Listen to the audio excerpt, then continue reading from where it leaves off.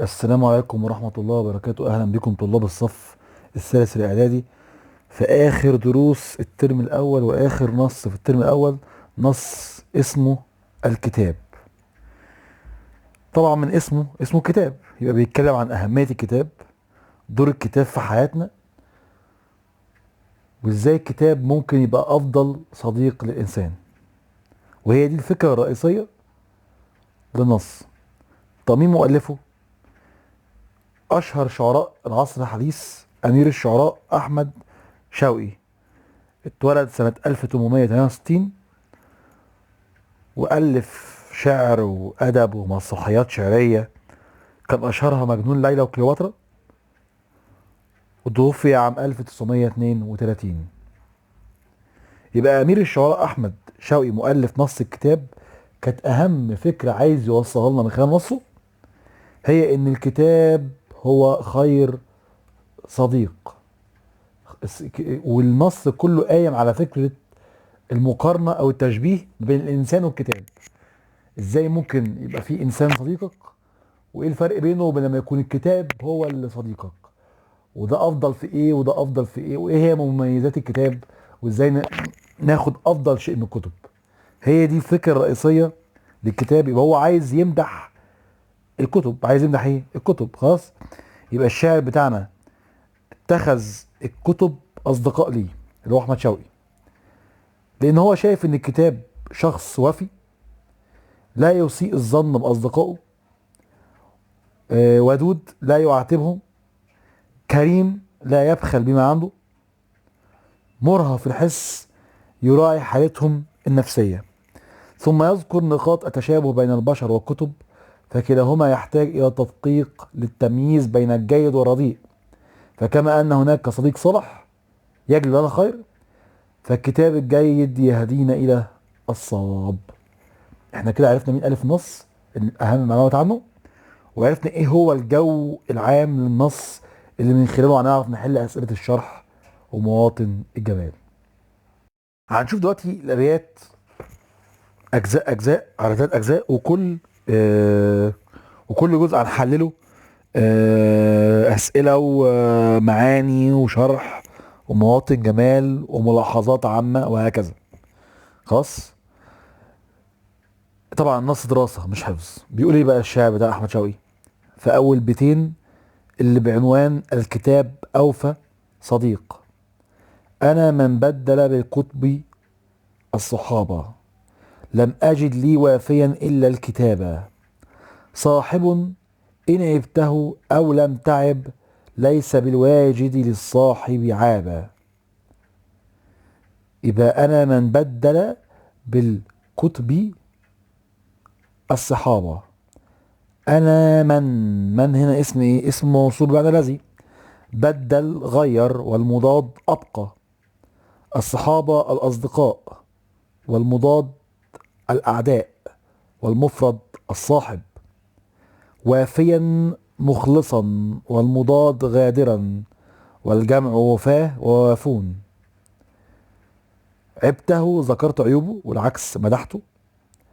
الواجد عكسها الفاقد. عاب عيبا، والمضاد ميزة، الجمع عيوب وأعياب. يبقى الشاعر هنا بيقول يا شباب ايه؟ الشاعر هنا بيقول لنا ان هو اتخذ الكتاب بديل عن الاصحاب، فوجده وفيا مخلصا.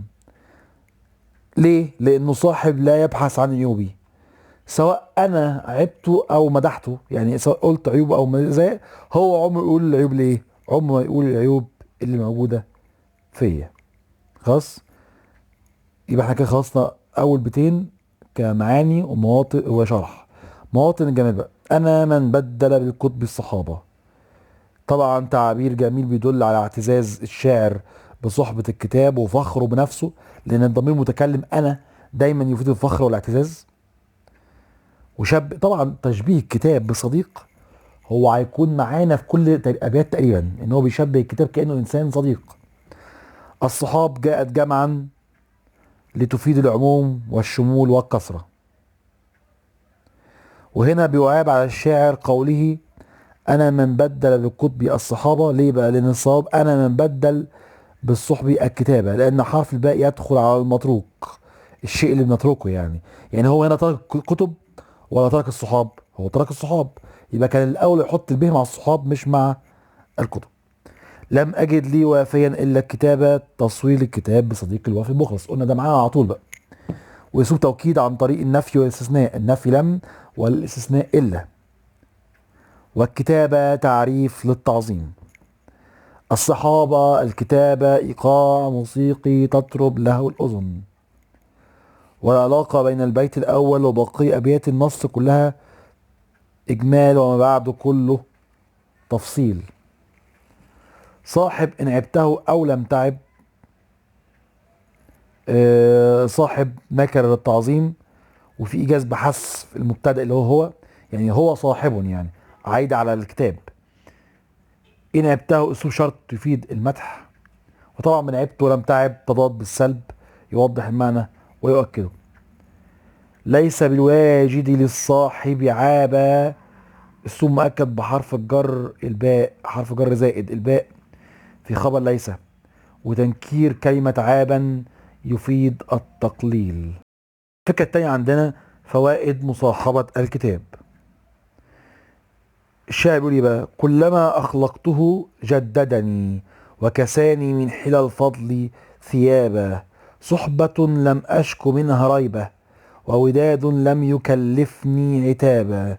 إن يجدني يتحدث أو يجد مللا يطوي الأحاديث اقتتابا. كلما أخلقته أبليته، طبعا من كتر القراءة يعني.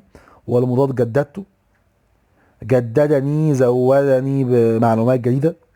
كساني ألبسني، والمقصود بها زادني جمال بالعلم، والمضاد جردني.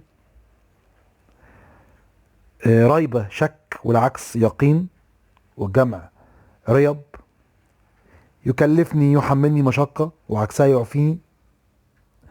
مللا عكسها إقبالا.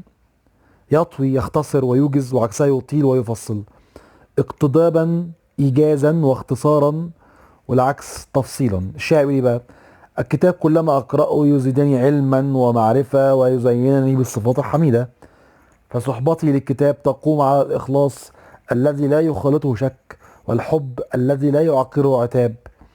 والكتاب أيضا يراعي حالتي النفسية، فيترك لي حرية اختيار الموضوعات التي أقرأها سواء كانت طويلة أم قصيرة، كما يعطيني حرية التوقف عن القراءة وقتما أشاء. مواطن الجمال. كلما أخلقته جددني، تعبير بيدل على كرم الكتاب.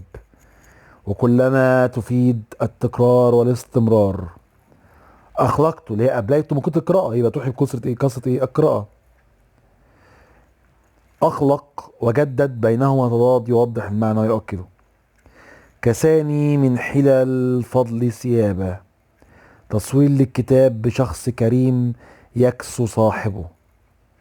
وتصوير الأخلاق بحلي تزين صاحبها تزين صاحبها، مما يدل على أصل القراءة في تهذيب النفس وتربيتها. وأسلوب توكيد عن طريق التقديم إيه والتأخير. وحلي جاءت جمعا للكسرة، وتنكير ثيابا للتعظيم، وجمعها أيضا يفيد إيه؟ الكسرة. صحبة لم أشكو منها ريبة، تصوير للكتاب بالصاحب الوافي المخلص، ودي قلنا معانا في كل حاجة. وفي إيجاز بحث مبتدأ وتقديره هي صحبة، زي هو صاحب كده. وداد لم يكلفني عتابة، تصوير الكتاب بشخص لا يحمل صاحبه مشقة عتاب. صحبة وداد التنكير في الاتنين يفيد التعظيم. وريبة وعتاب التنكير في الاتنين يفيد التقليل. إن يجدني يتحدث أو يجد مللا، أسلوب شرط تفيد المدح. ويجد مللا تصوير الكتاب بإنسان يشعر بالملل. يطوي الأحاديث اقتضابا، تصوير الأحاديث بشيء مادي يطوى. يتحدث ويطوي بينهما تضاد يوضح المعنى ويؤكده، وكل منهما نتيجة لما قبله. طبعا مش محتاج أفكرك إن أفعال مضارعة زي أشكو ويكلفني ويتحدث ويطوي كلها أفعال مضارعة للتجدد والاستمرار. آخر فقرة عندنا بعنوان ضرورة التأني عند اختيار الكتب والأصدقاء. تجد الكتب على النقد كما تجد الإخوان صدقا وكذابا، فتخيرها كما تختاره، وادخر في الصحب والكتب اللبابا. صالح الإخوان يبغيك التقى، ورشيد الكتب يبغيك الصواب. تجد تعرف وتكتشف، وعكسها تجهل. النقد اللي هو الفحص والتمييز بين الجيد والرديء. ادخر، احفظ، وفر، عكس ضيع واصرف. اللبابة خلاصة الشيء وافضل ما فيه مفرد اللب. يبغيك يوجهك ويعينك على، وعكسها يضلك. الصواب الصحيح وعكسها الخطأ. بيقول لك تستطيع أن تميز بين الجيد والرديء من الكتب كما تميز بين الصادق والكاذب من الأصدقاء، فأحسن اختيار الكتب كما تحسن اختيار الأصدقاء، وليكن اختيارك قائما على الجوهر والقيمة وليس المظهر والثمن. فالأصدقاء الصالحون يهدون أصدقائهم إلى طريق الهدى والصلاح، وكذلك الكتب الجيدة تهدي صاحبها إلى طريق الحق.